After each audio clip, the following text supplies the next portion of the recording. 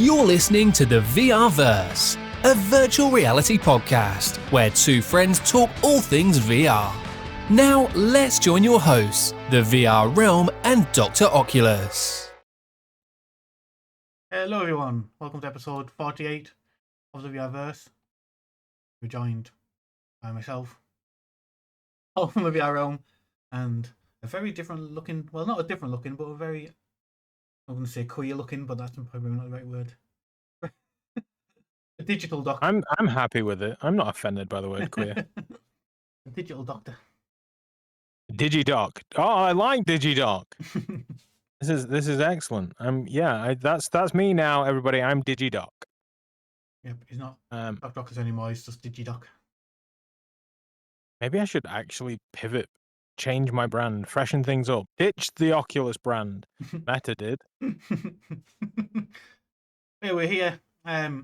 We did plan to have a guest this month. We were going to get Reese and a member of the TerraVision Games development team to talk about their game, which should have been out now. Well, unfortunately, they've had to delay it. Rightly so. I'd rather a team delay the game than push something out.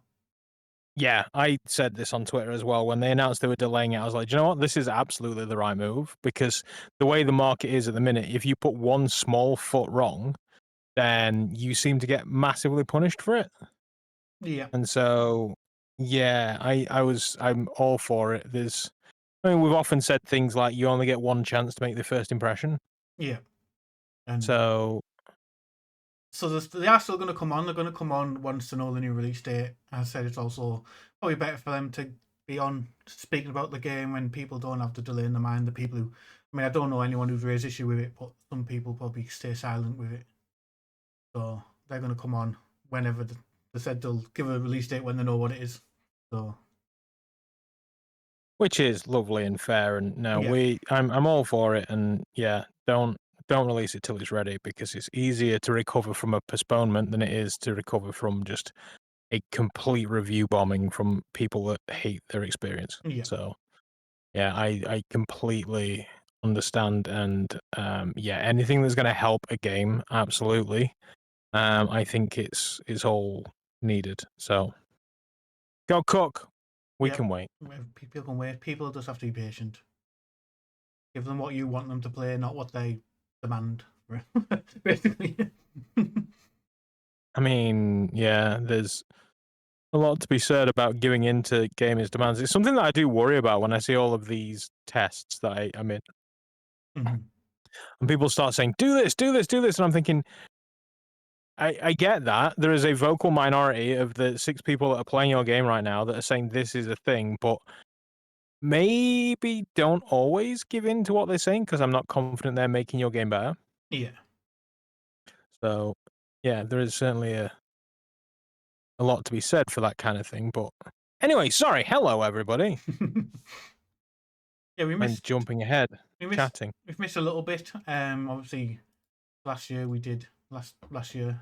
Well, it was last year, I suppose. Last month we did our awards. We didn't really talk about games and things that we've been playing.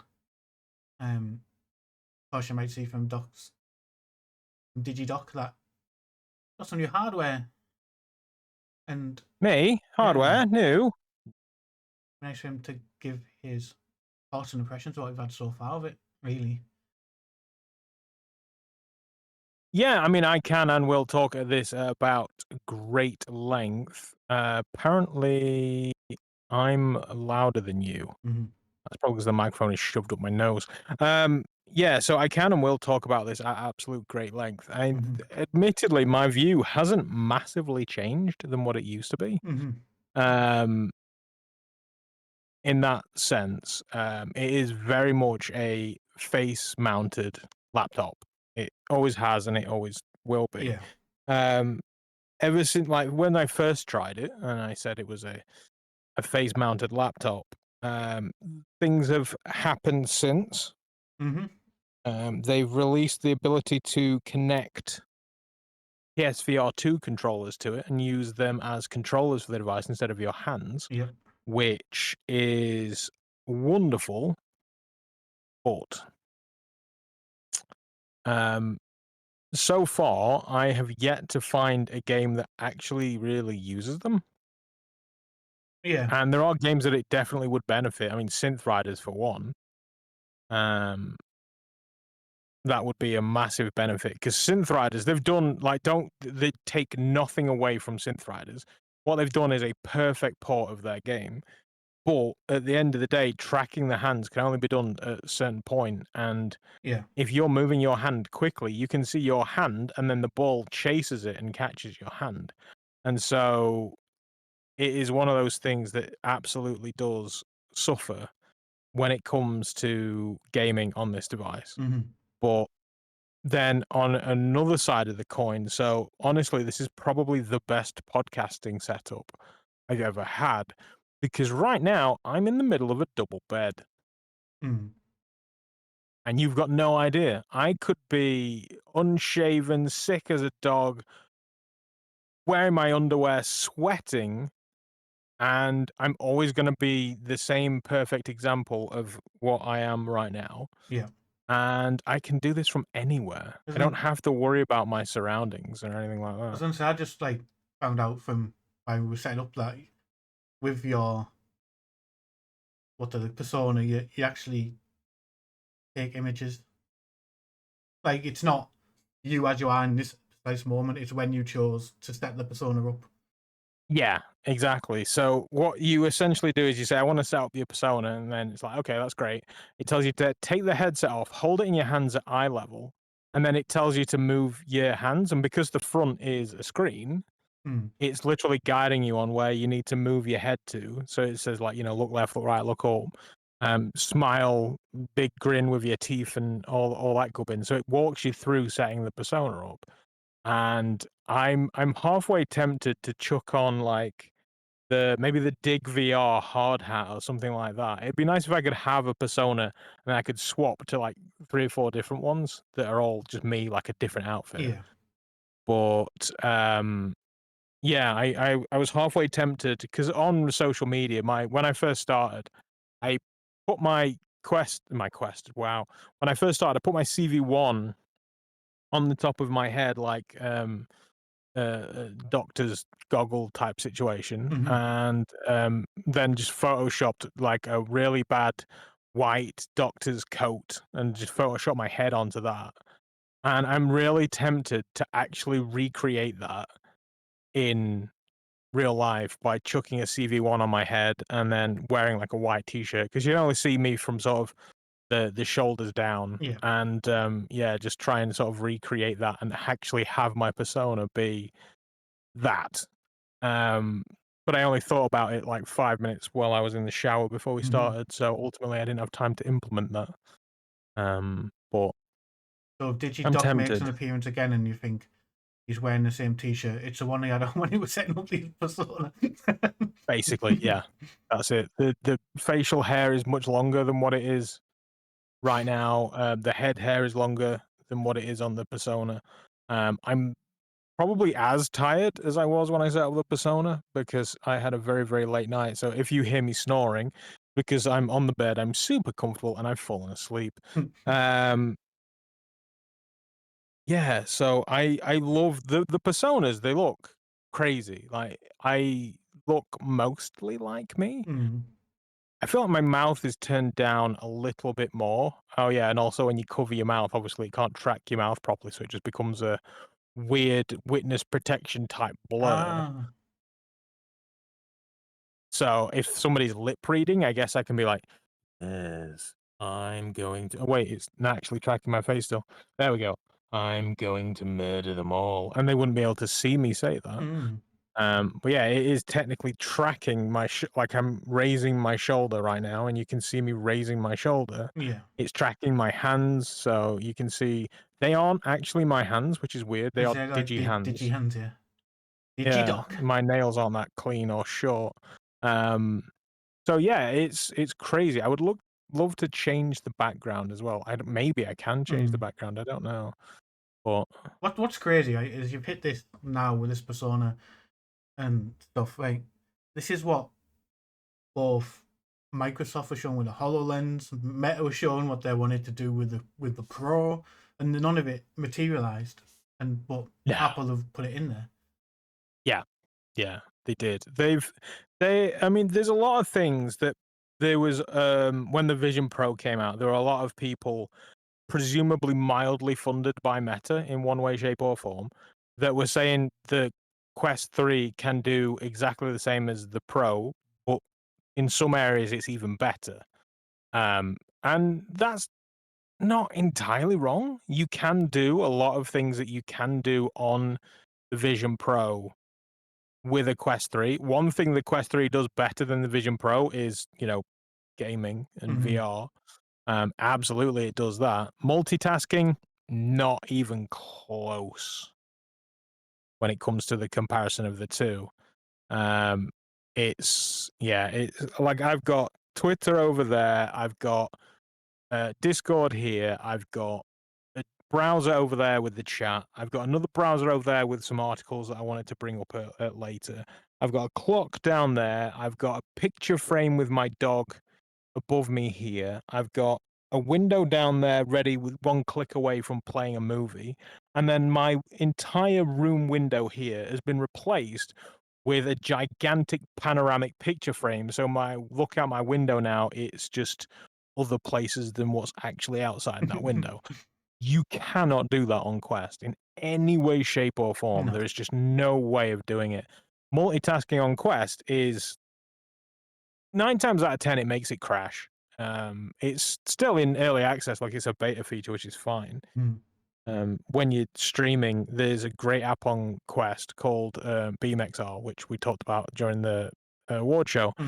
And then you can pin like a chat window off to the side, and that's the way you do multitasking essentially. But that's the most you could do for tasking. You can play a game and a window, and that's it. Whereas I also could be playing Power Wash Simulator behind it right here. But then VR gaming, there's like standout examples are Glassbreakers. Demio, I know the headset is capable of more, but the resolution and things on Demio is a bit poor. But it's great. I mean, it's Demio. It's what you expect from Demio. What the Golf is Vision Pro-y. There's a few puzzling places that's astounding. Synth Riders is functional, but it's not, because of the hand tracking, it's not great. So yeah, there is that. But then any of the spatial apps, also, if you're running a spatial app, you can't be running all this other stuff. So technically, the Quest can do that better. But then again, at the same time, I could be playing Steam games with a controller and having a great time. One thing I was doing was playing cloud games on the Xbox in this thing a lot as well. So it's got some really, really great features like that. Its biggest strength is media consumption. That's really is its biggest strength. Like the watching stuff Disney Plus, I don't know whether they've got like a deal with Disney or whether Disney don't think any other devices can handle it, but watching all of their catalog that's available in 3D in this thing is perfect. And then the environments, you can sit on the alien spaceship. You're surrounded in a perfectly recreated 3D generated environment with a massive, great big screen in front of you. And then the screen is playing whatever you're watching. You don't have to be watching Alien to use that.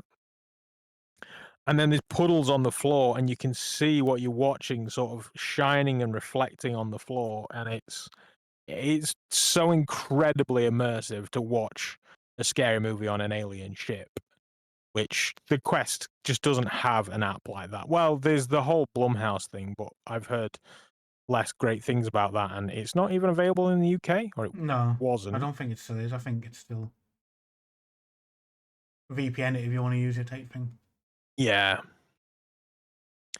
Play spaces, like if I want to move to a new play space, the setup for that is you put on the headset and you've got a play space. Like there's no drawing around your floor and tell it how far away the floor is. None of that at all. So yeah, there is that. Another thing though, I mean, downsides, the battery life is dire. Mm. For casual use, you maybe, if you're lucky, going to get about 90 minutes out of it. Which, to be fair, my Quest, I've abused it to the point where that's roughly what I get with a Quest. But that's on a good day, you get 90 minutes. Generally, I get about an hour. But then I also plug this into my Steam Deck charger, and I'm on like 80% in no time. It fires charge into it, and it's 100% very quickly. Yeah. So yeah, that's also another wonderful thing about it. So yeah, for mobility, it's not great, but I use it every single day. It lives either next to the bed or next to me here, and then depending on what I'm doing, I'm just straight into this. And this is absolutely my preferred way of podcasting. Mm. It really is. Yeah, I remember Nafi when Nafi was on, like, waxing lyrical about the Disney app, the Disney Plus app, and like how much he thinks it's like unbelievable, like the only way to watch Disney and stuff now. Yeah. Like, And then the other can you have it plugged in and use it? Plugged in, Like, just if like, you're to close enough, power? yeah, if you're like close enough to a socket, just plug it in. I am plugged in now. Yeah, because I was going to say, when you said it last time, I was thought podcast goes longer than that, and I was also thinking it'd be a bit of a pain watching Disney if it was going to cut off like quickly.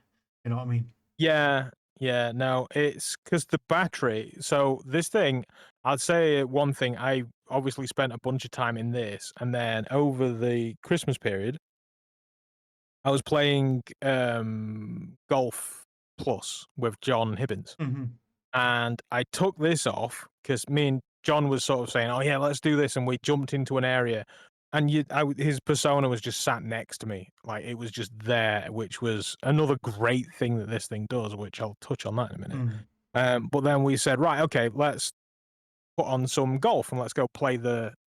I think it was St Andrews we were playing. Let's go play that. So then I took this off and put the Quest on, and it felt so light compared to this. This thing weighs a metric ton. One big change is that John gave me the new dual headband that came out with the M5 version. He had a spare one of them just through an accident of cosmic delivery cock-ups.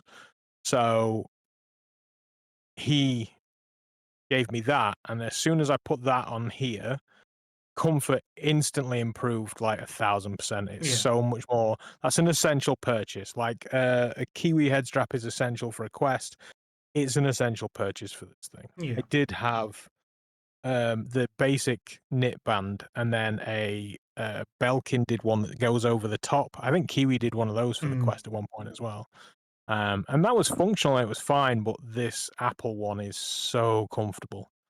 So yeah, that's definitely an essential purchase as far as I'm concerned. So have you tried it with like a?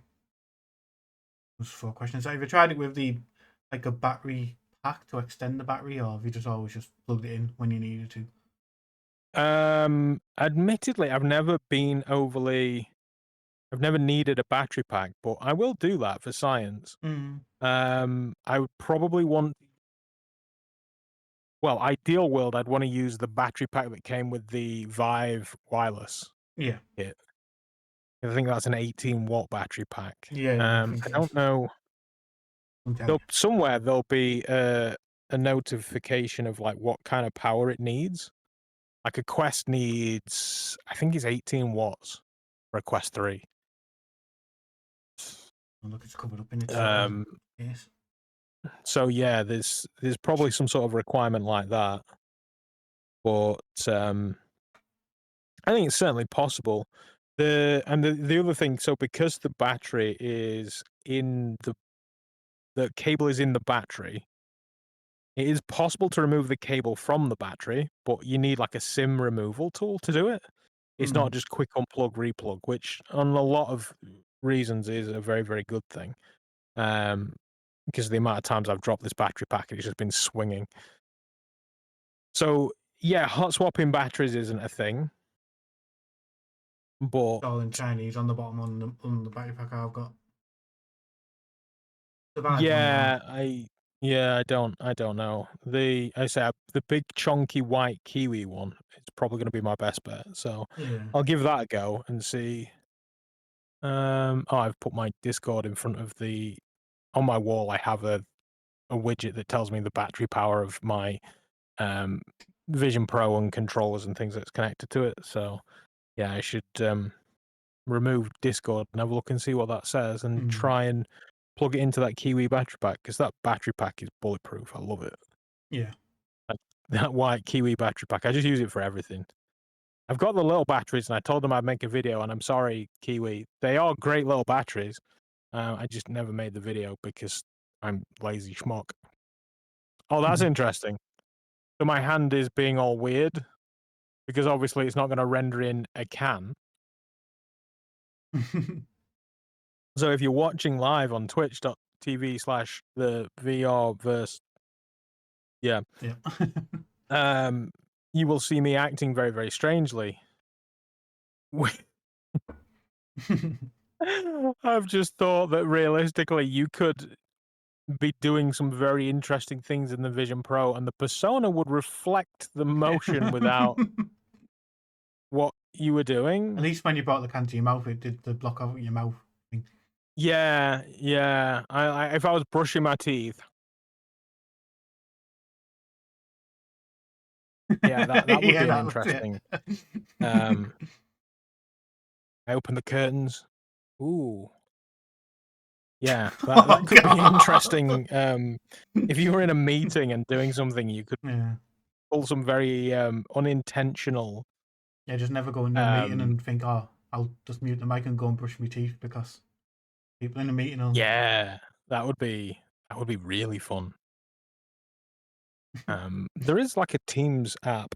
Yeah, that's another thing actually. So this is one area that, and the thing is, technically, it's not the Vision Pro's fault, but apps are very, very lacking.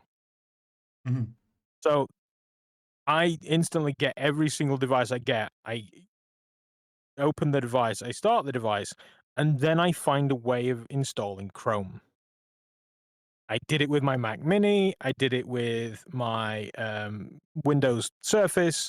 I've done it everywhere I go. I install Chrome, and there is no Chrome app for the Vision Pro. There's no way for me to use Google Chrome. So, massive downside. I was mentioning about media consumption. If I want to watch Netflix, I have to go to netflix.com in Safari to watch Netflix. Or you can have Safari, Edge, or Firefox. There might be an Opera browser. I don't know. I've not looked for that one, but yeah, there's the browser selection is not as good as I want it to be. Yeah. So yeah, that's annoying. And the thing is, there is obviously Vision Pro apps, and then you can use iPhone and iPad apps. But I know there is a bunch of iPhone and iPad apps, because I have them on my phone, that don't work, or they're not even available to download. Yeah. So then all of a sudden it's like, well, hang on, like why can I not use that? So I know there is an iPhone Netflix app, but I can't use it. So yeah, it's got a few downsides, and no Chrome is a big one, and Netflix, yeah, you can watch it on the browser, but I want an app. There's no YouTube app. Oh, you think they'd have a YouTube app? Yeah, right? There's no YouTube app. Because Google maybe go, no, you're our competitor in the mobile field, you're not having our apps. No, because you can get them on an iPhone, can't you? So yeah. But there's no, I don't know whether there's no iPad app, but there's no... Sure, there's a YouTube iPad app. It is. It's not available on the Vision Pro as an iPhone or iPad app. So yeah, we've got Firefox. There is Opera. Maybe I'll try Opera. Aloha browser, private VPN, and yeah, all of them are then just like knockoffs of Firefox and stuff. So there's not, the big ones aren't here, and that's a shame. Mm. And other things so for example, if I wanted to play Glassbreakers, Mm-hmm. so if I go Glassbreakers,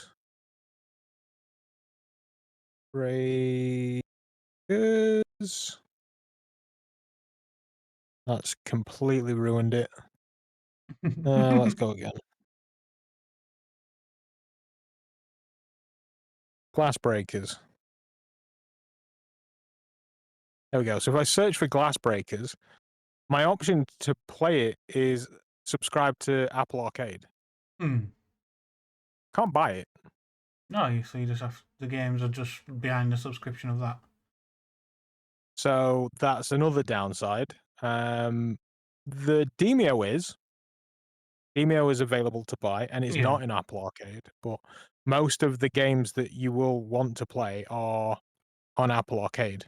Yeah. So that's a shame. I wonder if that's like developer choice or with Demio being available to buy, or whether that's Apple's now just trying to get things locked into that so you have a subscription. I don't know. Maybe? Mm. One game that is part of the um the world that I absolutely love is there's a game called Smash Hit on the Oculus Go, Mm. where you were just traveling down a corridor and you were throwing balls, Ah. and you had to smash glass pillars and things so you didn't crash into them. Eventually, you would run out of balls and, game over. Yeah. So there is a version of that available on the iPhone. There is an Apple Arcade Smash Hit Plus, but that's not available on the Vision Pro, and I think that is a massively missed opportunity Yeah. because that was one of my favorite games on the Oculus Go, and so this thing, one of its biggest downfalls is the controls. Yeah. And to play that game, it was because it was Oculus Go, you would literally just point your head somewhere, and then where you were looking, you would press a button, and you would fire a ball out of the center of you. Mm. So for me to just look up somewhere, tap my fingers together, fire a ball, perfect. Yeah. But the issue is that obviously developing for an Apple headset comes with a lot of costs, and you're not going to see a massive return on investment. Yeah. You're really not. I'm sorry. You're barely going to see a massive return on investment on an Oculus Quest, and they've sold like gangbusters. Yeah. So this is why I love and respect, especially the likes of Resolution and Polyarc, that are kind of racing to first to market. I think the first big VR game I played on here was actually the Synth Riders. I Yeah. think that was the big major sort of VR game conversion. But yeah, being first to market for that, you have to applaud them. Yeah. But I promise that unless Apple are throwing money at them, they're not seeing anything. No.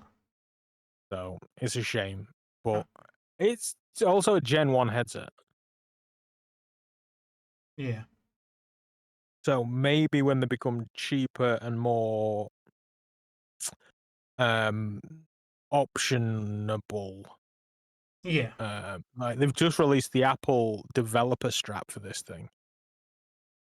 So by all accounts, in order to upload a game to the Vision Pro, you have to go onto your presumably Mac, Mm. create the game, and then you had to upload that to Apple, Mm. which you had to compile it, upload it, and then run it through your headset. The strap should hopefully take that away. So, because if you wanted to trial and error code, and you were sort of like, okay, I've just done this now, I just need to go and test it. To run that test, it was hours of your day, Yeah. and so hopefully the strap makes it a lot faster to compile and dump that onto the headset to make that more accessible. But from what I understand through chats, the controls are borderline impossible to use. Yeah. Apple have done nothing to make them functional with the headset. Like the PSVR ones, yeah. Yeah. So because of that, people don't know how to use the controllers. They're just not implementing them into games. Yeah. So it doesn't help that you can buy a PSVR for the cost of the controllers. But presumably people that have just spent £3,500 on a headset, they're like, yeah, £300 for controllers is nothing. Yeah, but then they think that, and they get them, and there's just really no use for them. Yeah. Shame, because I thought once I got It them, is. I want to maybe see their game library grow. It's yeah, maybe. It needs to happen, but at the same time, like I say, this is something that I actually was wanting to get to later, but VR is not a massive market No. financially. It's just not. You're not going to see a massive return on investment. And I've always said that, especially back in the early days, the people that were making VR games, they were the ones that were making games for the love of making games, Yeah. not for the love of making money. Yeah. Because they knew that they just had to put a game out, not because they wanted to get rich, but because they had a game in their head and they needed it to exist. Yeah. Which I think we're on the verge of getting back to.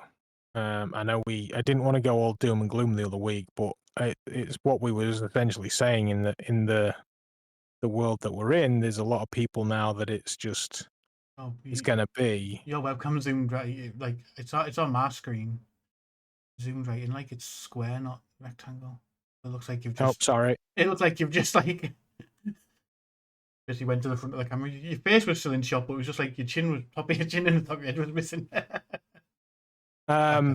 It's probably because I made because you can twist the app's portrait and landscape, Yeah. and I was rearranging my view Mm-hmm. to get more stuff in, and then Yeah. so that's the other thing. So the Discord window, if I move the Discord window, I'm moving the camera, Mm. which is a wonderful thing. But I was like, oh, I'm constantly looking away from the camera. Let's rearrange. Yeah, I'm faffing a lot. It's very easy to get distracted, to multitask in this thing.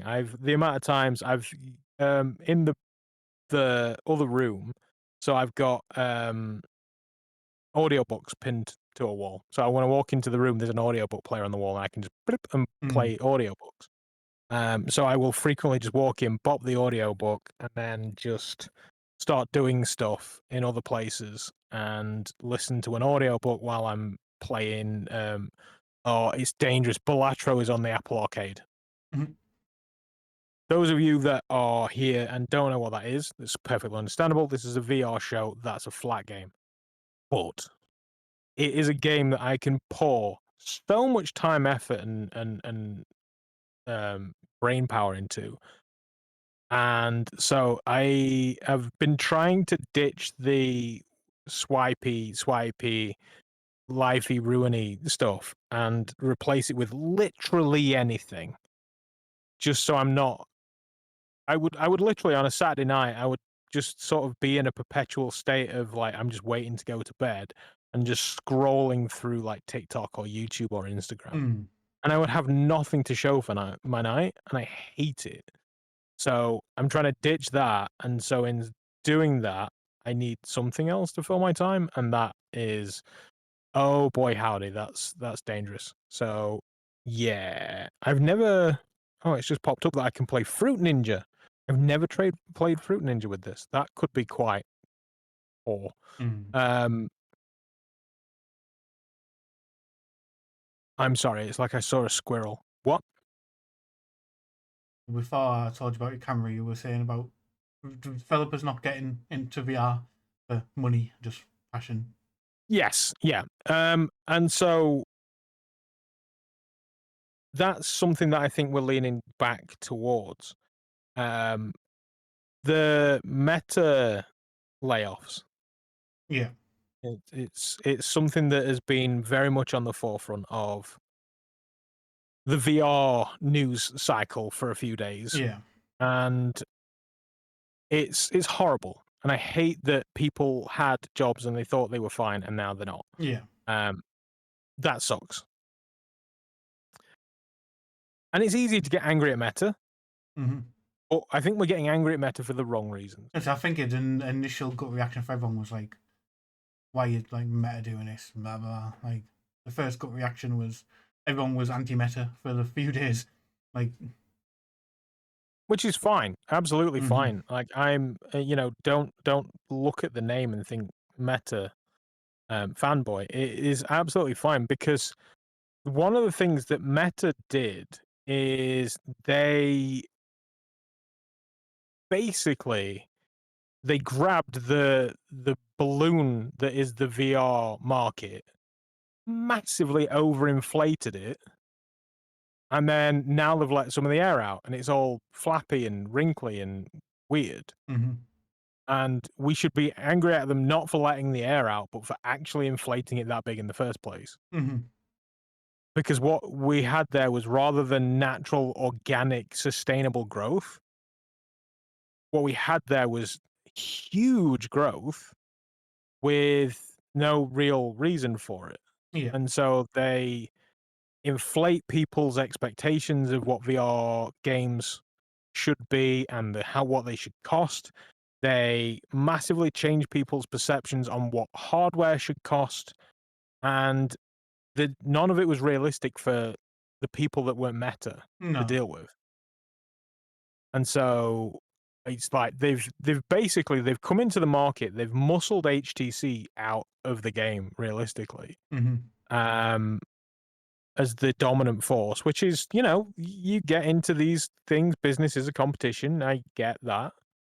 But hopefully HTC can now sort of recover a little and get a bit more of the market share back. Because Meta just ruined everybody's expectations. That's the problem. I think a problem is as well, like we said, overinflated it, and then they went around buying these studios because they're like, yeah, we're gonna, and then they've made some fantastic games, and they're like, well, Did they? yeah, like some of the like Batman, Deadpool was good, Asgard's Wrath was good from Sanzaru and stuff like that, and then they're like, now they've just cut them all off, like. So, I mean, there's a couple of different things realistically that there is a certain element that we don't know about. Yeah. So that potentially changes things. But in these purchases of these studios, you have to understand there are two sides. Yeah, the seller and the buyer. Exactly. They Mhm. didn't have to sell to Meta, Yeah. probably. Mm-hmm. But then again, we also don't know if Meta was doing really shitty stuff and be like, you don't sell to us, we're just going to say you can't use our store. Mm-hmm. Or if you don't sell to us, we're just going to steal your idea and crush you. They could have bullied them into the sale. I don't know. I don't think we'll ever know. But they agreed. It could be that rather than, bullying them into the sale, they could have been like, ooh, look at the shiny. We'll give you 50 new employees and you'll knock out 4 games a year. Like, they could have promised things and then not delivered on those promises Yeah. as well. Or they could have done exactly what they signed up for. Mm-hmm. And maybe the studios were like a bee's dick away from going under. Yeah. I can't imagine like if you think about the studios that they took, like Downpour, Twisted Pixel. Sansaru. Yeah, like you can't imagine Twisted Pixel. Maybe I can imagine them being like one game away from Yeah, because I suppose Oblivion. like before they started doing the VR stuff, there was only like the more But Explosion Man. Downpour and Ready at Dawn, Mm-hmm. I don't think they were a bee's dick away from Oblivion. No. But Meta bought them, and then what did they do? Enough. What did Ready at Dawn do? They kept Echo alive. Echo, but They did Echo 2. Lone Echo 2. Yeah, and then that was kind of it. Like they got them and didn't seemingly utilize them. Yeah. For what we thought they could or would have should have. I mean, there's one studio like I think looked out, and that's Insomniac, because obviously they got bought by Sony in the end. Like, but they made obviously fantastic VR games for the Meta piece. Well, when it was Oculus PC store, Yeah, and then they obviously did. they went with Sony and got made Spider-Man, which I mean, surely they're sat there with like the desire to make a VR game for Spider-Man, yeah, and Sony are just like, "There's no point greenlighting that. We've abandoned the headset. Like, we're not going to do it." mm, They had the headset. They had all of the puzzle pieces, and then went, "Can we use these pieces to play chess?" Like, mm. why do a jigsaw puzzle? Put them all together, and waha, Spider-Man VR. It would be lovely. I mean, maybe they played with it internally and then just it got nowhere. Yeah, I and don't then know. the thing is, like, as well, like I said, Sony dropped the ball a bit because it's sometimes annoying, but it's got the most open community on the PSVR 2, I'd say. Like, it's got the community that wants stuff.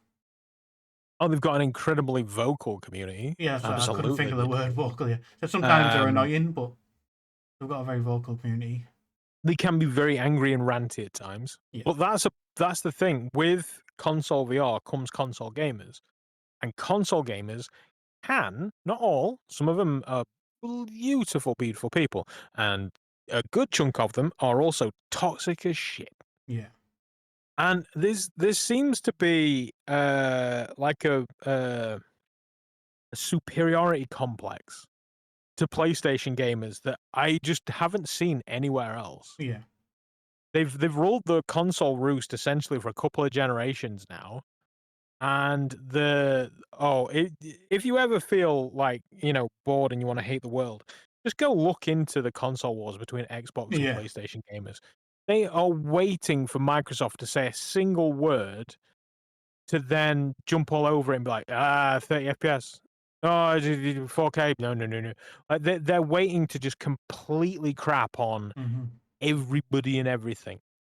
Tell you what's getting on my wick at the moment, and again, it's normally the PSVR 2 community is anytime Capcom posts something about Resident Evil, like no VR, no buy. I'm like, I would just not, I Yeah, would just not give you it to spite you if I was Capcom now.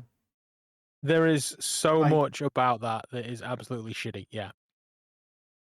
like Um, you can't. I mean, don't get me wrong. I understand that what they are maybe in their head trying to do is prove to Capcom that there is a demand and a market for it. yeah, I'm pretty sure Capcom will basically have all of the metrics of the number of people that own Resident Evil and play it in VR.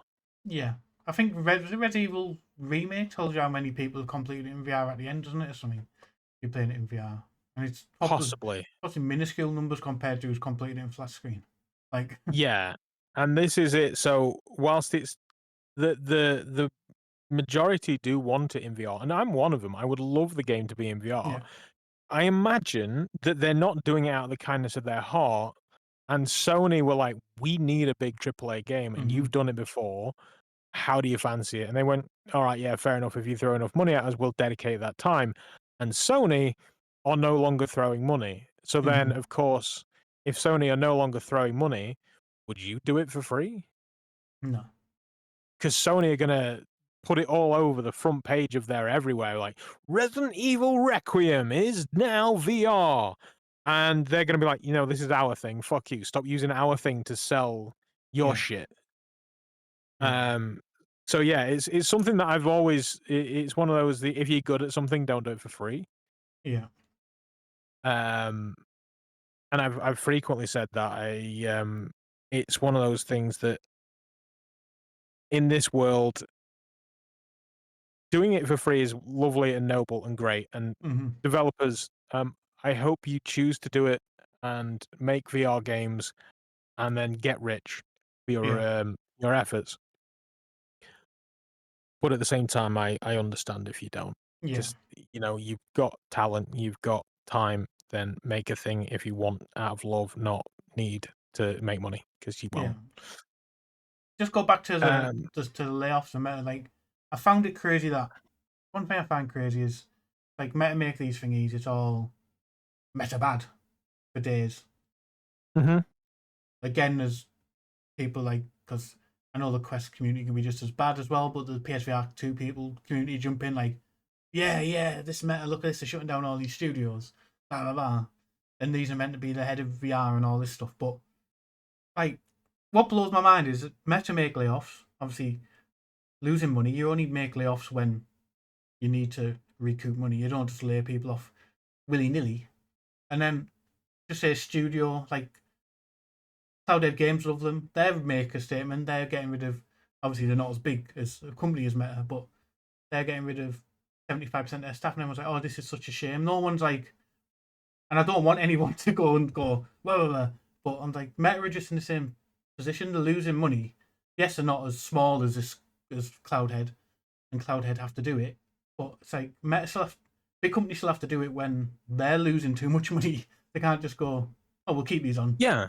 It'll get better." But this goes back to the original thing of what they did was they overinflated. Yeah. And it's not sustainable. And so because it's not sustainable, they then have to cut back. Yeah.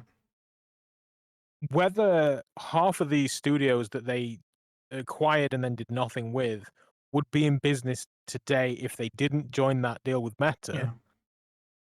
who knows? Mm-hmm.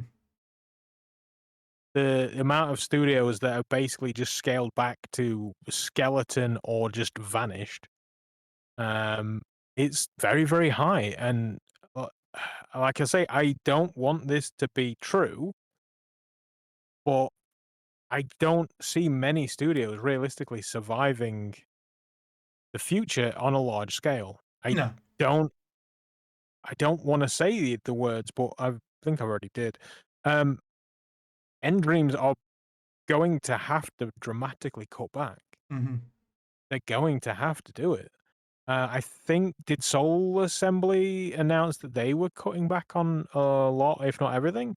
Mm-hmm. The Sony shut down. Yeah, Sony shut down their London studios. Nobody gave a shit. Yeah. Shut down London studios, yeah. Who made like Blood and Truth and things like that, which are some of the best games on PlayStation VR 1. Once again, oh, sad.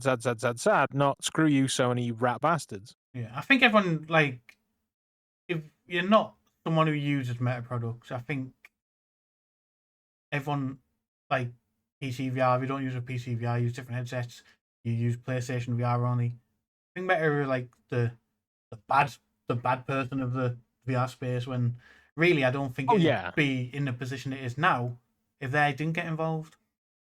They're definitely the mustache twisting villains. Yeah. Of VR. Absolutely, hands down. And like you say, if they didn't get involved, would we have the VR market that we have today? Maybe it'll be better. I don't know. We will, like, unless somebody has the ability to spin off on the alternate timelines where Zuck and Palmer never meet.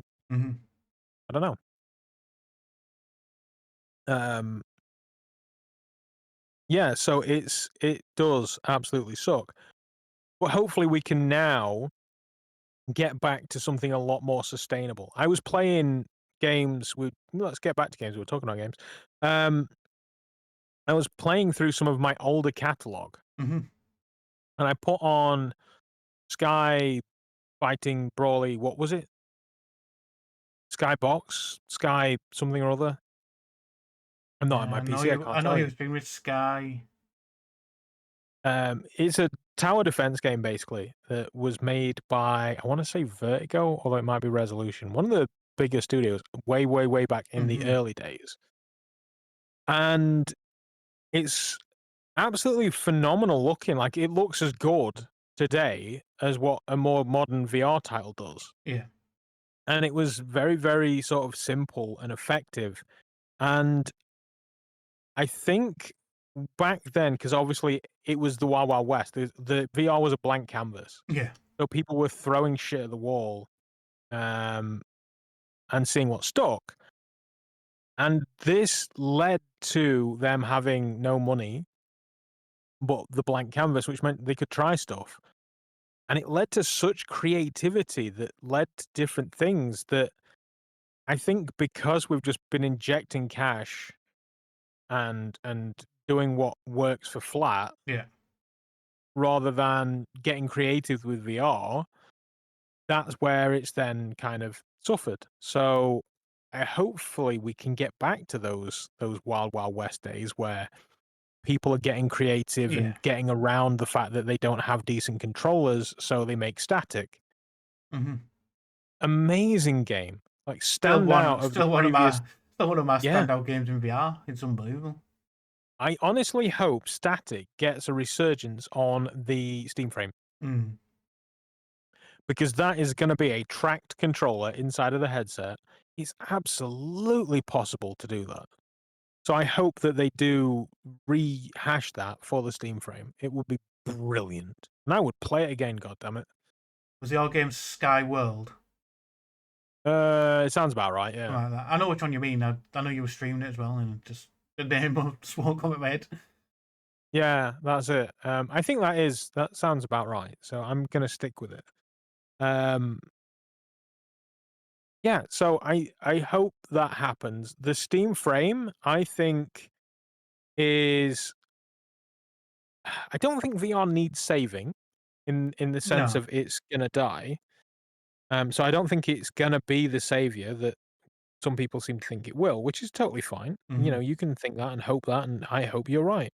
And it brings a massive resurgence. But um, yeah, I think it is certainly going to level the playing field and make things. It's going to set a new standard that people find acceptable. Yeah. Like I said, I hope with the games I do go back to people trying stuff because now it's like seems like he's a roguelike. He's a wave. He's a I mean on Metro he's a gorilla type clone. He's a like Yeah, he's a yeah, roguelike. He's whatever becomes popular. It just seems like companies there's too many coming out, and like I said, we've lost some of that. I mean, look at when I always like to recommend to people who've just asked me for an indie game, a really indie game I'd recommend on Steam, and it's Jet Island. You went on yep, hoverboards, climb monsters, like climb yeah. huge scale bosses, and that was about it. Like, but You look at the trailer; it looks like absolute garbage. mm-hmm. But VR doesn't have to be about amazing graphics. No, It can just be really fun to play. mm-hmm. And we need to remember that. It doesn't need to look like Resident Evil. It doesn't need to be Behemoth. No, It can be Pong, but from a completely different point of view. Ivanovic Games literally made that game and it was mm-hmm. dope. Yeah, So, yeah, why not? Why not do that? yeah. I think a lot of, like I said, I think a lot of the thing is like people going VR needs AAA games. It doesn't. It needs indie studios to start being creative again with what they're doing with it. Like, Well, yeah, you think about all the games, like, oh, think about Meta and the studios that they hoovered up. mm-hmm. Beat Saber, created by what, 2, 3 people Yeah, in its infancy, and then it grew because it got super popular and they added more to it. But yeah, like it was Beat Saber was an indie game. mm-hmm. Even came out in early access first on PC, didn't it? And then, Yeah. Onward, yeah, indie game, small team, mm-hmm. created by a small team. They just did what they did and they did it well, and it just expanded and grew as the game expanded and grew Mm-hmm. naturally and organically. Yeah, So we need to get back to that natural and organic element. Meta, admittedly, they're throwing money at glasses with screens in, and maybe one day the two shall meet where a VR headset is basically glasses with a screen in. yeah, So that is what it is. But for now, if we want to just let VR be what it's going to be, find its footing, find its path, I'm actually quite for it. yeah, I hate that people lost their jobs, but in the sense that people lost their jobs, hopefully they made a fat wad of meta cash, yeah, stashed that away, and then people from all of these studios are going to get together, pour that money together, create Phoenix games that rise from the ashes of the Meta Reality Lab, mm-hmm. and they make the games they want to make again. Yeah, And they come out with something beautiful and just amazing, and they do wonderful, wonderful things. So Mhm. I think it's got potential now. Yeah. I think Meta have been winding the pendulum back for a long time, and they've now let it go. Mhm. And now, hopefully, we can see some fruits from the people that have been hemmed in the big corporate evil world of Meta get creative and fun again. Yeah. And do you know what? If they go off and make flat games, I get that too. Mhm. Yeah. I totally do. I think to sustain ourselves, we need to go hybrid for a bit. Definitely. Yeah. Make flat games, but give us a VR mode as well, Mhm. please. That would be great. Yeah, I think that's fine. And the Steam frame will lean massively into that as well. I mean, what's it? The oh my God, the Midnight Walk. You know how many Yep. awards of that one?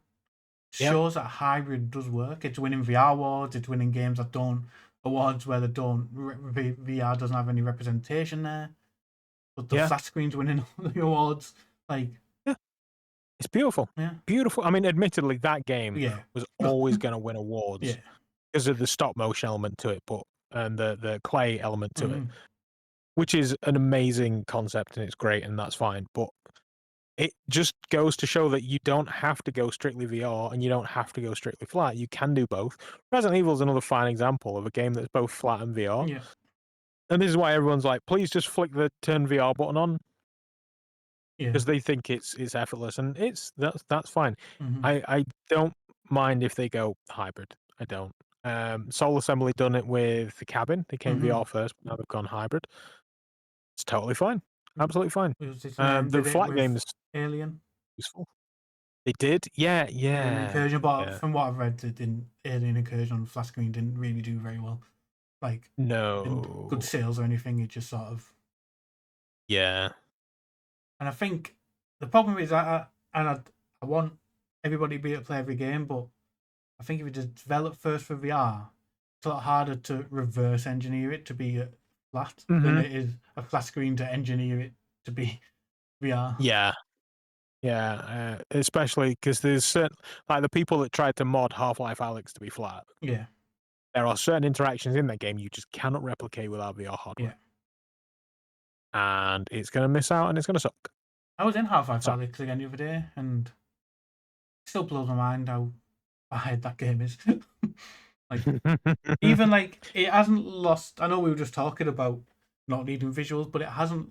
It still looks better than most of the games coming out, and you're just oh, absolutely, it like does. 6 year Yeah, old now. Like, yeah.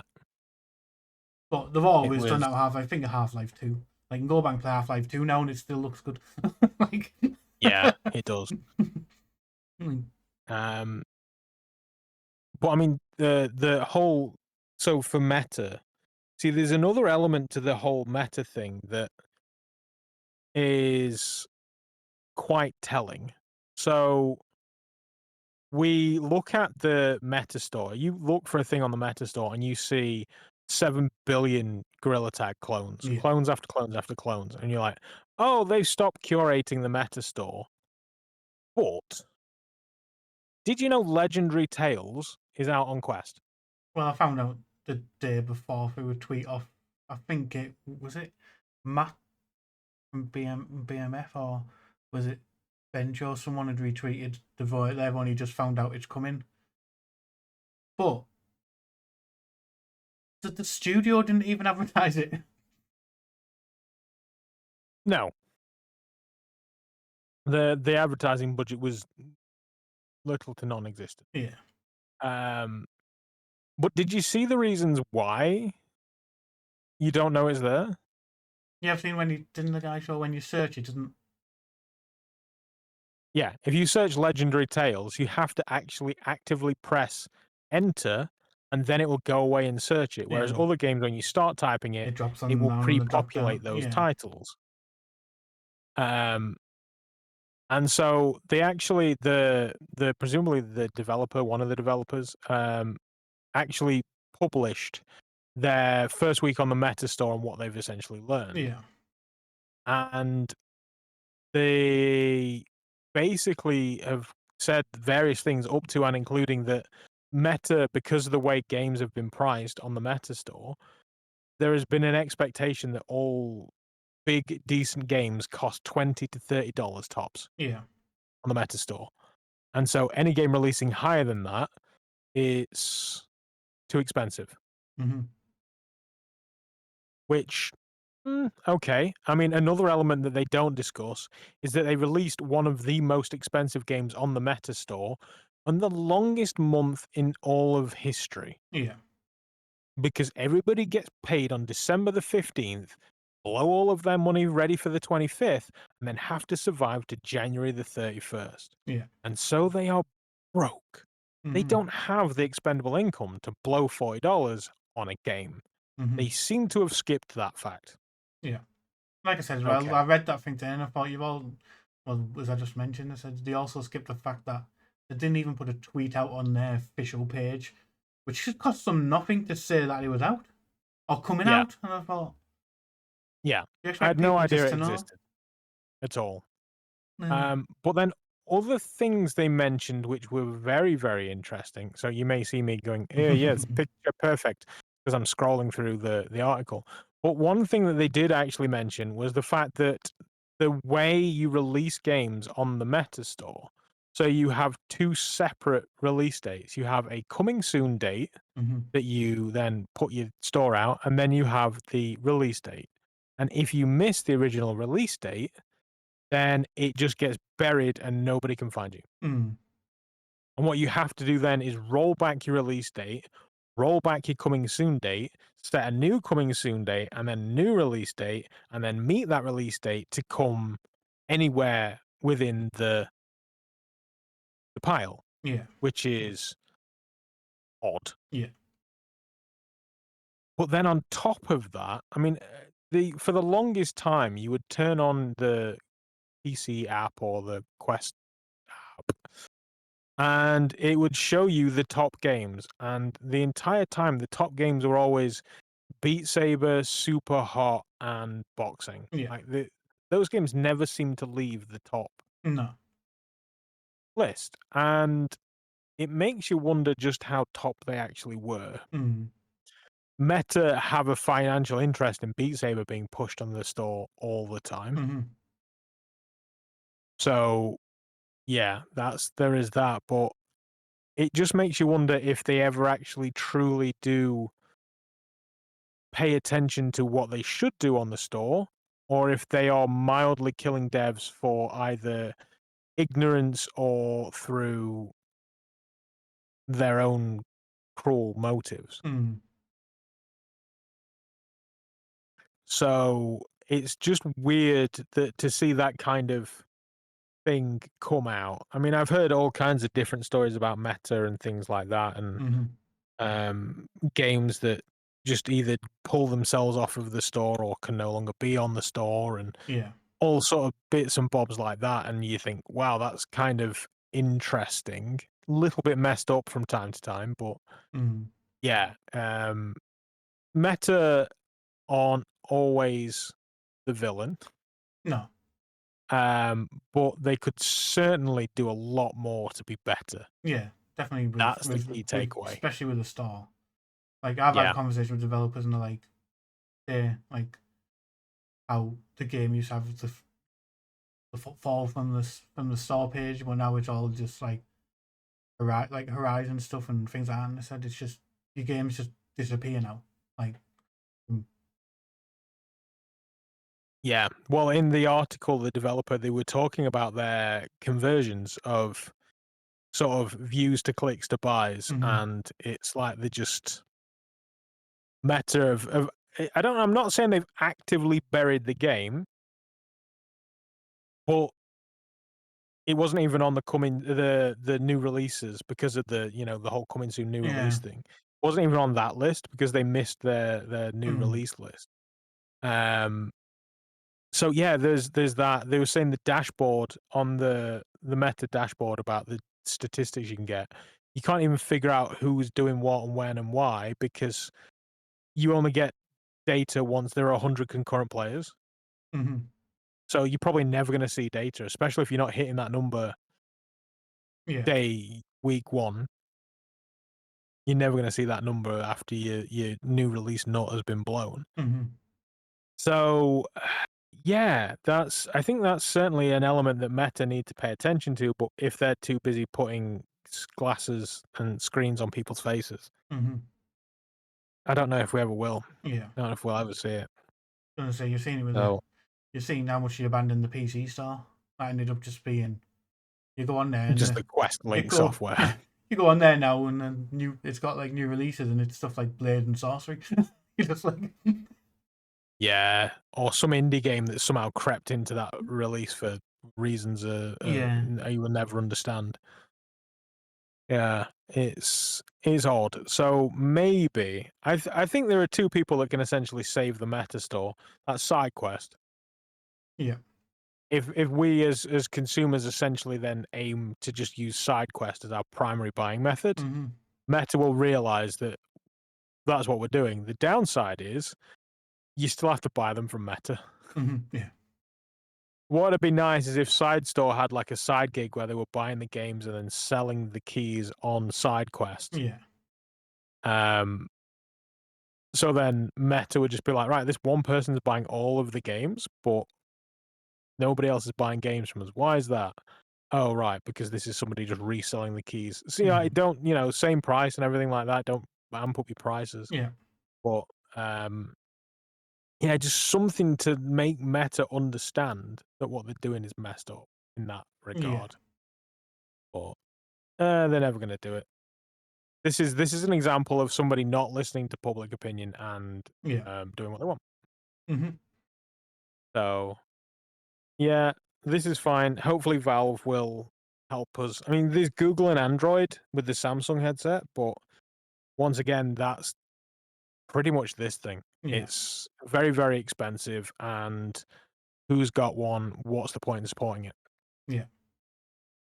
So, the Steam Frame hopefully will put more headsets in the hands of people, and Mm-hmm. Steam having the name that it's got. I think people will go for a Steam Frame over a Pico Yeah. because they know Valve, they know Steam, Yeah. so they'll go for that. So maybe, just maybe, we can start getting more games, even if they're, PC first, Mm-hmm. Yeah. because the Steam store, realistically, if it's anything like the Steam Deck, you own a bunch of games on the Steam store, you get your Steam Deck out, and then you can play a lot of your games Mm-hmm. on the Steam Deck. Mm-hmm. So hopefully we'll see a bit more sort of mobile hybrid gaming via that sort of Yeah. situation. And developers will feel a lot more confident making a game for Steam, PC, and that headset in general, Yeah. rather than the Quest. And yeah, hopefully good things happen. Mm-hmm. There's one game I want to talk about on this because I've been playing it. I have a lot of it. You mentioned it earlier. Glassbreakers. It's become my new addiction. Like, I mean, me and you tried. Was it alpha or beta or like the first closed beta? Oh, way early days. Yeah. Yeah, and we went on thinking, oh yeah, we'll play this and we'll have a game against each other, but the beta alpha didn't do matchmaking. Like, It didn't allow you to yeah, pair up like that now. yeah, and then it went in against a few who were already masters at the game, and it sort of like put me off. I was like, oh, like I don't. I mean, I don't play a lot of MOBAs anyway, and I was just like, oh, like this definitely isn't for me. And then when it came to they were coming out and Polyarc, like, do you want to review it? I was a bit standoffish at first because I thought it's not going to be a game I'm going to like. But then I thought, you know what, I'll give it another chance, and yeah, I think when did my review went out just before Christmas, I believe, which was like a month or so after its release date, but VRrealm.com. it took me that time to come around. Let me just have a look. I think it's like 23rd of December. 23rd of December. So I started playing it on the 21st of December. I've got 39.9 hours on Steam. And I've probably done 20, 30 hours on Quest. Because it's not cross-save, so I've been trying to unlock everything on the Quest as well. So, well, I have unlocked everything on the Quest now as well. Like, got everyone to the highest rank on the Mastery. got the chest, which gives you like cosmetics. I'll finish all them off again. And that's season based, right? Yeah, it's not like a season pass though. They try to charge for the game, but I think the chest will reset at some point, and you'll be able to probably add more cosmetics because I'm doing that. Unlocking everything in that chest is like doing challenges in the games has put me back into as I've unlocked all the dyes. I've unlocked some stuff. And then the other thing is we've hit. I should really say if you don't know what Glassbreakers is, if you've never heard of it before, it's from Polyarc Games. It's set in the world of Moss. It's basically a free team MOBA, a 3-person squad MOBA, RTS hybrid. It's only online. Well, there's AI skirmish on there, but the main pull is playing other players online. You've sort of got to basically make the squad that's perfect for you. You start with 3 as you play games. You will unlock mastery for they'll all get XP and they'll all rank up. And then when you're so far into the mastery, you'll be able to it'll unlock another character, another champion. There's 12 at the moment. Some are mentioned in the games. Some are just, which I found out, some are just pictures are pictured in the book in the background of some scenes. Like but they've given them all backstory and stuff on their card. Tahima, Right. Tahima, you're playing book 2, that chapter. She's in there. But yeah, like basically you've got your board in front of you. You've got glass to break, which will give you. Each team has free glass. You need to at least break 1 glass to attack the main glass. You can take out both glasses. You'll do more damage to the main glass if you take out both glasses. But you can just win by taking out one and then the main one. There's Swaying Stone comes in, and it's just a stone where you hold that, you do more damage to the glass, to your opponent's glass. And then at set points on the board, you'll get abilities which you capture. And then you can assign 4 abilities to each of the characters. So just say you've got, I'll say an example, Barnard is like, sets off an area of attack effect, which does good damage to glass anyway, and can take out the health of like the group if they're in the group together. His special's quite good, so if you put all if you catch a special ability spot, give him the special, it'll make his special attack recharge quicker. So you can not constantly have it, but you can have it for nearly every fight or every time you're going for the glass. Yeah. It's just a MOBA in that way. You need to understand the characters. You need to build a set of 3 that work for you. I've seen many different teams when playing against other people. The only normal constant is Gwendolyn, who's a big gerbil, but massive tank. But Okay, yeah, I know what you're talking about, yeah. Yeah, that's one of the characters you start with the 3 you start with, but she's just such a good tank. Like, she's normally a constant in everybody's squad. But yeah, the play base is a bit quiet, unfortunately. But even if you're doing like ranked and you're queuing and no one's online, it'll just put you against a bot on hard level. So you can still rank off when people aren't online. You can still rank up on their leaderboards. With being from the UK, for most of the time I've been playing it, it's been like midday in the UK. So, and I think a lot of the player base is American. So I normally every now and then I go up against someone. But if you're on the Discord, there's normally someone typing in there that they're looking for a game and asking people will they go and queue. Like American. Okay, yeah. Normally, like after I'm getting ready for bed, but if I wanted to stay up, I could probably get more games. It's we all know how I feel about multiplayer games. Mm-hmm. I'm not a competitive person, and I'm not a fan of games being solely PvP, Yeah.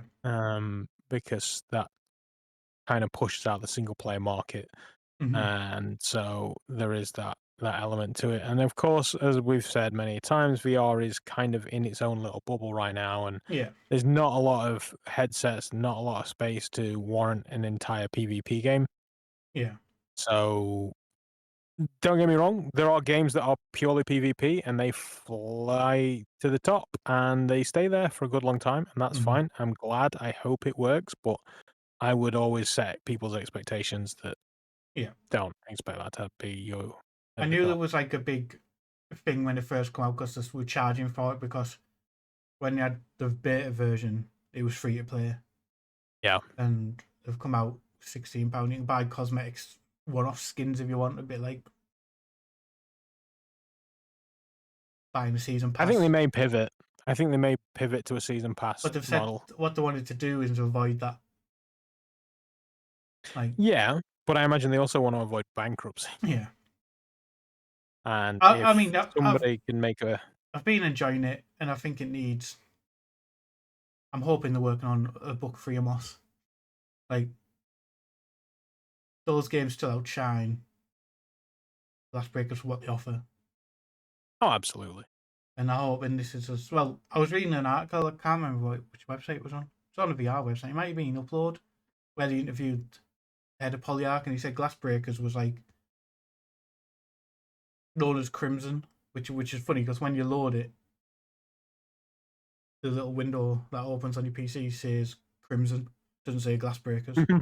But it's like something that he started in uni with his roommate, and then he's made his studio, made Moss, and then he actually went Just back, gone back and polished and finished it. yeah, went back and finished it.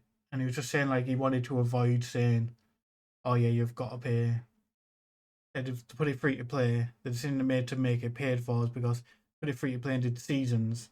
You're then saying to people you need to spend $9.99 for this one season pass. Seasonal money. Yeah, and he said they'd rather have just kept it with free updates, but you have to pay for the game. Like, we've put in additional one-off skins for whatever price on the stores if people really wanted a set skin for a character, like that their design. It's like,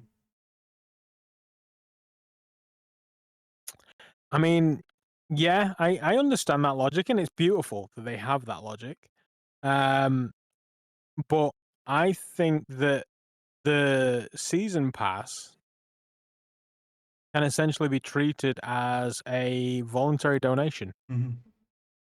it took me off. Um, Thinking that though, it took me off Pop One, and I paid £30 for Pop One, and it went free to play. And I played a lot yeah, of it, and then when it went free to play and they started bringing in season passes, I was just like, I'm not buying a season pass. But no, then I stopped playing it because I wasn't trying to advance or unlock anything. Like, it was just I had to add paid the $7.99 in order to unlock new cosmetics when they were just happening anyway. Like, without the season pass, when I paid £30 for it when it first come out. Like, it just I just not. yeah, there is that. I mean, at the end of the day, I've never bought a season pass to a single game. But a decade or so ago, probably longer, I honestly don't know the numbers. Epic set a standard with Fortnite Yeah. where they had the whole thing, and a generation has joined the world and they are Yeah. used to that model. Mm-hmm. So then they want free to play with a season pass, and then they'll, do what they can to get the season pass. They'll grind out the content for the season pass. But yeah, great, I'll see you in another month's time when you release a new season pass. Yeah. And so that's the model they expect. Whereas we have the model of, okay, your game is, that's another thing. Like when I was younger, Super Nintendo games, they were £50, £60. Mm-hmm. And then there was a weird sort of Xbox 360 PlayStation era where your games had come out at £30. And now we're getting back to your games are £70. Mm-hmm. And Unless that's the you're model that unless you're we're used to. buying Mario Kart where it's £90 or something. Yeah, sure, why not? Mario Kart, £90. That game's worth it. I think like when you look at it that way, like we were the DLC generation, and people before us were like, "Oh my god, every game's not.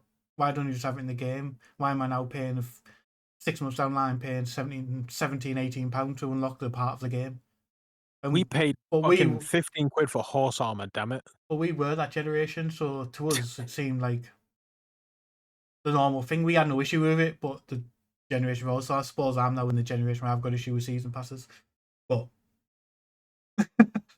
like I mean, when I was a boy, the game I purchased was the game I got. oh yeah, like There was no day one yeah, patch. yeah. There was no, oh, this bug is now been fixed. If you wanted a bug to be fixed, you basically had to give it a year for all of the cartridges in circulation and hope that Nintendo or whoever it was Mm-hmm. pushed a fix onto the newer versions, and the newer version worked differently. Yeah. And that never really happened. I think most of the time, if you were lucky, there was maybe 2 different versions of a game, and that's it. Yeah. And then then we hit a world where my first Xbox, for the longest time, I refused to connect to the internet. Mm. I'm not connecting this thing to the internet. I don't need to be online and playing games against people. I don't want that in my life. And then here we are. Life without the internet is almost like everything seems pointless without the internet. Almost these days, like I have Yeah. no physical media drive to Neither do I. No. install games No. on my computer. I have no way of doing anything without the internet. My Xbox and PlayStation, I could play without the internet because I could just chuck a disc in those. My PlayStation's digital only as well. So. But yeah, it's we are very much in a sort of internet only world, and day one patches and things are just the norm. So yeah, it is. It's a different place that we live in and a different time. And if season passes and microtransactions keep lobbies full, them Mhm. happy, but then also the people that don't want to commit the time and money Yeah. be able to play it as well. Yeah. Who am I to ruin that? I mean, it's one of the key things that they say about piracy is people will pirate your game if they can, or they can't afford to pay for it. Mm-hmm. So you make your game affordable and people don't pirate it. That's sound logic to me. I've bought many a game that is cheap enough that I'm like, yeah, okay, I'll buy that. I've bought many a game that's cheap enough with little to no intention to play it, just because I want to support the developer or I want to have a copy. When I was younger, I would have a couple of games and be like, oh, if I ever broke my legs, I would be sorted because I've got these 2 games to play for the next Yeah. 6 months. I could lose my legs and spend the next 50 years on my back playing video games, and I still wouldn't hit the bottom of my Steam library. Yeah, man. Yeah, I know. I've won like It's ridiculous. yeah. There's so many games like just flat screen even flat screen games you just end up buying because they're so cheap in the sale, and like you know fine well you'll probably never get around to playing them, but it's like oh, it's only £1 for me. Why not? I'll tell you 2 games that I've bought for very, very bad reasons. Red Dead Redemption 2 and Cyberpunk. Mm. Yeah. And I'll give you 3 guesses as to why I bought those. Yeah. There was a VR mod. And sure enough, Red Dead Redemption, gone, bye-bye. Didn't tell Luke Ross anything. Mm-hmm. And the Cyberpunk mod has recently been pushed as well. Mm-hmm. Did you ever have the opportunity? Did you ever get the pleasure of playing? Not the Cyberpunk one, yeah. No, I didn't. Kind of wish I did, Mm-hmm. because it was always oh yeah, one day I'll do that. Mm-hmm. But at least they gave them a reason. They gave Luke Ross a reason, Mm-hmm. and that is that you are essentially charging for this mod that allow people to play in VR. So stop Yeah. doing that. It's in there, which is in there mod in terms and conditions on the website that you cannot lock it behind a paywall. A mod behind a paywall. So then this is interesting, for sure. Mm-hmm. And it goes back to what I was saying earlier. If you do something and you do something well, don't do it for free. Mm-hmm. So Luke Ross obviously spends a lot of time. I mean, I was a Patreon subscriber for a very, very long time. Mm-hmm. And then I stopped because I realized I wasn't playing the games that they were releasing, and I couldn't be bothered to buy Spider-Man and things like that. But yeah, so I was a Patreon subscriber for a very, very long time, and I get the updates, and it didn't seem like a month went by when they were like, "Oh yeah, they've broken Cyberpunk again, Mm-hmm. so we need to Yeah. go fix it." So it required a lot of maintenance. Mm-hmm. So okay, yeah, that makes sense that, they want compensating for the time that they are doing to maintain the Cyberpunk Mm-hmm. VR mod. But surely there's some sort of a weird loophole. Like, there's a VR mod, but you have to buy the software first. You can download the VR mod, that's fine, but it won't work unless you pay for this first. Yeah, like Vorpex. That's all Vorpex was. People made I mean, profiles yeah, on yeah, Vorpex. You paid for Vorpex. yeah. So is there a weird gray area like that? I understand Luke Ross not turning around and being like, "Look, I'm not gonna do it for free." Mm-hmm. Because it constantly means I have to constantly update and tweak and fettle and tweak this mod. Yeah. It takes work, and I'm not working for free. And the thing is that the code used to inject the mod into Vorpex, it's not like it's derivative of their code. No. It's not like they're using their stuff to do that. So I think they should be able to charge Mm-hmm. for the Luke Ross mod. But then, if that's the only reason, they could technically then just take the last version of the VR mod, dump it on the internet for free, and say, "You're on your own, go nuts." Yeah.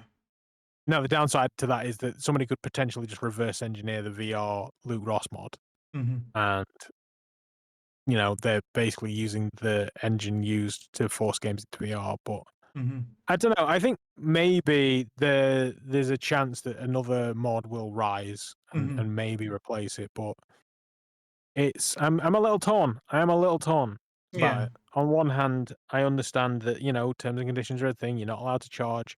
But people aren't buying the Luke Ross mod because they want to play Cyberpunk. They're buying the Luke Ross mod because they get a bunch of games they can play. Yeah. Cyberpunk happens to be one of them. Mm-hmm. I bought Cyberpunk because of the mod. I didn't buy the mod because I had Cyberpunk. Mm-hmm. Yeah. So I'm the use case that is the good example of why they should let the mod exist. Yeah. But there'll be plenty of people that bought the mod because they had Cyberpunk and a VR headset and wanted to try and Yeah. put the two together. I think My problem, it's left a bad taste, hasn't it? Because obviously it came out, oh, you could just make it free, and a lot of people jumped on that. But like you said, when you take more time to think about it, I know people are saying, oh, you could put it on Nexus and have they allow donations, but is he getting the income he's getting? Like, how many donations is he going to get? That's the question. Like, is the donation amount going to cover the work he puts in when he fixes stuff? Like, and that's the thing. I guess it depends on the motivations mm-hmm. at the end of the day. If you want to quit your day job and do this, then this is what you need to do. You have the Mm-hmm. Patreon and figure out if you can actually survive on that kind of income. And Mm-hmm. then if what you want to do is do something cool that helps the community and then pray the community look after you, Mm-hmm. that's where you switch to the donation model. Mm-hmm. And yeah, it's not a reliable source of income. I mean, technically the Patreon's not either, but I can understand not rushing to jump on that model. Yeah, I think And and I love Prey Dog for it, but I think that's another big talking point that we've had. Prey Dog does UEVR for free. Why can't you do this? Like, I mean, with the whole Prey Dog mod though, UEVR is admittedly that's more engine based yeah, than like the whole yeah, creation of software to force games into mm-hmm. VR. And from what I remember, that mod has gone through maybe 4 or 5 iterations in the last year, 2 Yeah. years. It's not required a bunch of maintenance and upkeep. And the thing is, Praydog, being Praydog, released that mod to the public on GitHub, so then people can then collaborate and download and People improve make that profiles without on it. Praydog having Yeah. to be involved. Yeah. So it's kind of open source. Yeah. But this is, once again, that's the Robin Hood of VR. Mm-hmm. Whereas, I don't know, Luke Ross is the McDonald's. Like, they're Mhm. giving a good product that people want, but they're also getting rich. I think Well, the person they're who making some cash. I got a message from the person who made the Starfield VR mod, because his was a lock behind Patreon, and he's making that free now because he's worried he's going to get hit with could be the domino effect of It could be, although typically Bethesda, they're not that litigious. Because obviously Skyrim mods are yeah. crazy. I hate that it went to Nexus, because I used to mod the crap out of Skyrim by just going onto the Steam Workshop and going, yeah, I'll have some of that, I'll have some of that, I'll have some of that. And then the Nexus is a pain in the arse to get the mods from. You have So, to yeah. pay for that. That's the thing. Why don't they attack Nexus? Cyberpunk is saying you have to make the mod free, but if you want anything over a gigabyte, you've got to bloody pay for a subscription on Nexus. Like... Yeah, but that's the season pass. That's Mhm. that is, you can play it for free and you can have a perfectly normal and functional experience. But if you want to download the WAP-jack at bloody 140 odd gigabytes, you may as well pay for it, because it's going to take you a month and a half and it's just going to fail a bunch. So you no choice but to. I mean, I say I'm pay for against season passes. I've bought one for Destiny most of the time. Destiny 2, I was going to say, you can't say anything, Mr. I own all of the Destiny DLC. I don't know. I didn't buy the last one, Star Wars one. The thing is, if you get joy from it, live your joy. Spend the money where you want to spend it. Go nuts. And I spent 2 Buy years. that season pass. And I spent 2 years on Elder Scrolls Online. Yeah, I love that game. I absolutely love that game. Which you can play for free, but I downloaded. I bought that game when it came out, so I did pay for it, and then it went free to play like a month later or something daft. Because I was also, you had to pay a subscription to play that game, and I did that as well. But yeah, it's lovely, and this is what I'm saying. I first played that when it went over to Xbox, when it was no subscription. It was just the game, and I spent too many hours in it. And I bought it all on PC. I played it a lot on PlayStation with a group of people, and I had a great time. And then they kind of dwindled, and then I kind of dwindled, and then I completely forgot that it existed. So yeah, I love that game, actually. God damn it! Now I want to play that. I want to play Guild Wars. I had a spell where I was addicted to Guild Wars, and then something came out, and I moved away, and then forgot that existed too. I used to buy all the DLC for that, apart from the smaller ones, which you got if you paid like your yearly subscription fee, which was like a yearly fee, which is about 98 quid or something, and you got all the smaller DLCs free. You could got more storage and stuff like that. But you did play that much. I needed more storage and things. Yeah, that's it. It's taxing the rich and letting the poor just live a happy life. Well, yeah, let's go back to games. I've played, and I wanted to shout this out because I did give it a terrible review on the website, and I've played through it again now, and I need to go. You patched it though, right? Yeah, I need to go in and all that stuff, which you saw when we were doing the awards, was on my like most anticipated game for so long before Character Bank announced Knights of Fiona, which is Dread Meridian. And I played it, and everything was broken. There was a game-breaking bug. You couldn't get past the boss because yikes, you needed to move out the way of the main door. But if you try to throw, it's blind, so it only uses sound. You pick up a bottle and throw it, but the bottle was basically hitting a invisible wall, like right in front of you. It wouldn't let you throw it any further. It would just smash it, and then the boss would run there. But then you couldn't get it away from there, because if you went somewhere else and back in where you were stuck and tried to throw another bottle, it just hit this invisible wall, and you just couldn't get past the boss, and it just killed me. But I scored it 43% because what was there was all right, but I did one in there. You can't get past the boss. Hopefully, it'll Yeah. be ironed out for the release. But then sent me a code after its release because it was the weirdest way I've ever reviewed a game. They sent me just the game file folder to Okay, download. yeah, I've had a Unzip. few of those. But then I realised the other day when I went to delete it, when they sent me the code for the actual release version of the game, it was all labelled beta, and I was like, "Oh, I've got It can past be that." easier just to push it to Google Drive Yeah, rather than trying to get people onto a beta branch in Steam and yeah. So I've got Meta and stuff. through the game on the review release, and they have addressed a lot of not all of them, but a good chunk of the issues I raised in my review. So I do need to go back and actually review, maybe change it a bit. But Yeah, that's fair. Did we talk about Thief? no, I they've saw a pushed lot of updates out, people. haven't they? Yeah, I Visual saw a lot updates of and stuff. people talking about that and Thief. They were like, "Oh yeah, we've addressed a lot of issues." Yeah.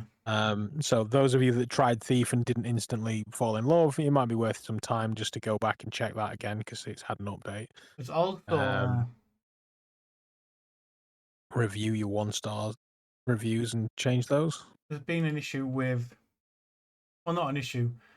I think Wanderer VR basically come out and said they've stopped working on the roadmap, and it might continue. So there's some still stuff they haven't fixed from that was broken on release, but they now might not be fixing them, which makes me worried Is it of Fragments of Fates or Wanderer 2? Fragments of Fate. Okay, still haven't got that game. They've done a lot of updates to it. They've done a good chunk of the roadmap, but improving combat and stuff like that, I think, was still to be done. And they've just basically said there's no guarantee that's going to be done. And then it's made me a bit worried for the second one because if they're abandoning this one, like, it might be done, it might not be done. Like, It could be that they're taking people off of Fragments of Fates because they need them on the second one. But you kind of got the vibe that they were basically using this as a testing ground for the engine for number 2. yeah. So if that's what they were doing and they're abandoning this, they're like, okay, either they've learned what they needed to learn or they're struggling. Yeah, I think they've put it out on the last update they did was October 25th last year. So I think now any moving forward from that, they said might not be done. Like, let's see. But does that leave a good taste? Are people going to run out to buy a second if you look like you've abandoned one of them? Like, it's a. I mean, I love Fragment of Fate. I didn't have like. It seemed the review build had less issues than the actual released build. I had this bug and I've got this game breaking bug where I couldn't move on, and I was just like, I didn't suffer any of that. Like, I got through it. I think even GT, but like he enjoyed it. Like, but then I think it came out and a lot of people, well, this happened. There's this bug and this bug, and GT like it wasn't. Not for me. Yeah. Yeah, he was like there is a particular person that a particular asshole in the world that it works on my machine. Mm-hmm. Oh, it works for me. Yeah, no. And it's like, well, I didn't ask, does it work for you? What I asked was, how do I make this work for me? And so yeah, it's one of them things, isn't it? If you had a good time at the time, then Yeah. you're gonna review it appropriately. But what? I touched a thing. Eek. I was just looking to see if I had because I remember playing Fragments of Fate, and I don't remember if I played it because I had a demo. Might have been a Next Fest demo. They did release a demo one of the Next Fests. Yeah, and I'm wondering if that's what I played, rather than actually playing the full game. So Mhm. maybe I own it. I am not entirely sure, to be honest. I was loading up Steam to see if I could find out, but it won't let me do what I need to do. Yeah, really. Like, I know I said we miss all December, but really over these last 2 months, there's not been like a spate of releases because it's the 2 months. Christmas and January are normally quite quiet. Like, I was just looking at my website and I thought there's not actually many of. I mean, to be fair, though, I've been, like I said, addicted to Glassbreakers. So, Yeah, there's the new one from Soul Assembly that I've still not gotten around to. I am sorry. I'm apologizing to a camera that's not where it should be. Yeah, I will deal with that soon, Assembly. I promise I will. I just need to sort my life out. I need a manager. I need somebody to just look through my inbox and be like, okay, you're gonna play this now. yeah. And then deal with that, which I mean, realistically, I should go through the inbox on the podcast and be like, oh, yeah, Umami Grove came out on PSVR. PSVR players, welcome. Yeah, Umami Grove came out on PSVR. Go check that out. It's a lovely, lovely, cozy, casual game. So there is a bunch of stuff that's happening. I've not gotten around to. Yeah. I'm an ass, and I am an ass. I need to do more.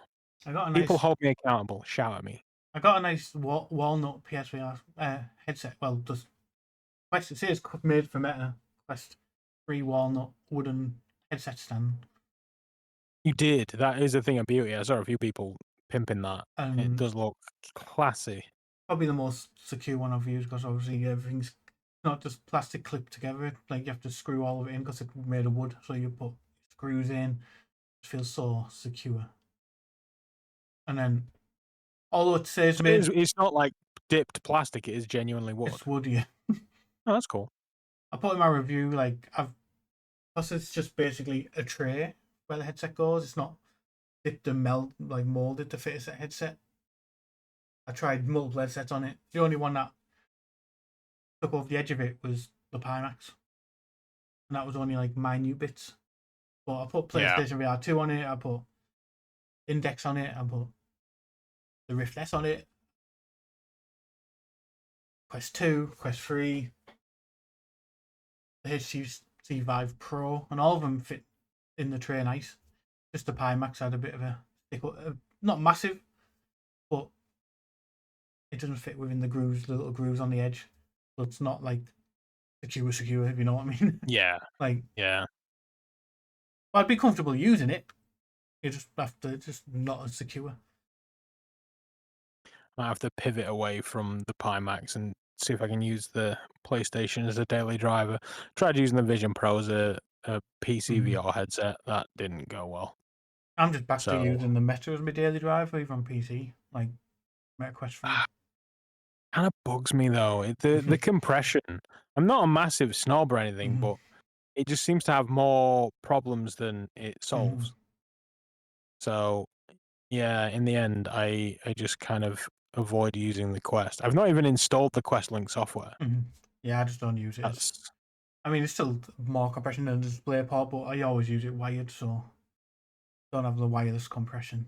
Which I don't even have a wire anymore. I don't think. I think I've got them in cupboards somewhere. the one you got me with the Quest 2's like just given up, like the official one, or when you grabbed it for me. Oh, mine died after like 2 weeks. Yeah, because Argos was selling them off. Stupidly, I don't know whether. Yeah. Yeah, and then you got one around these. You got one from your you and sent it. That just started showing its age like late last year. So and it's struggling a bit. So same company that sent me the headsets and also sent me a link cable, which is back to normal now. Yeah, a lot of cables I find they're dual powered. So unlike the Meta one, which is just plugged in, it's one very thin, very light cable to the headset. A lot of them, it's one for data, one for power. Yeah, that's what this one is. The only reason I have like the breakout box on the wire, so yeah, that's it. I'm thinking that hopefully the Steam frame is going to be a better headset because it has dedicated lines for game streaming. Yeah. Because obviously the Quest, you're using the Wi-Fi and you're getting your game and your internet over the same connection.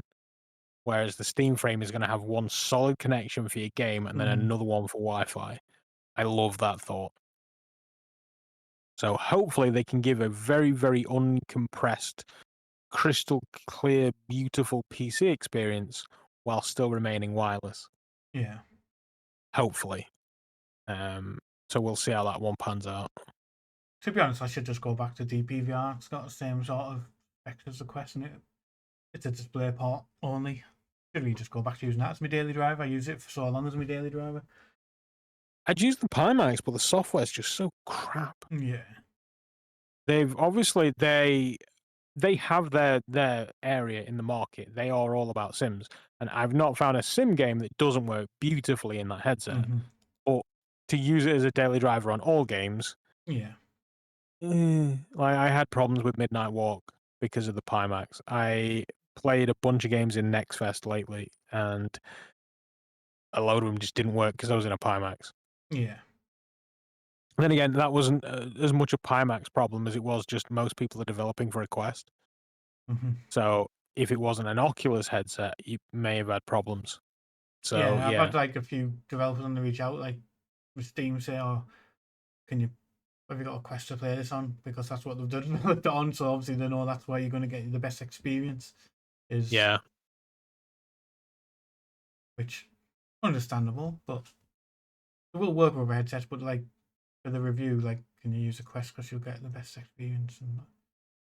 And when it comes Yeah. out, it works fine with other headsets. But at the time, like, use your Quest. Well, I don't know about you, but it is Yeah. 10 to 10. It's cowboy time, folks. And leaves anyone to raid as well. I am struggling Mm-hmm. to even stay awake. Because he's laid in bed, everybody. Well, that and last night was a mildly stressful late night. Yeah. But yeah.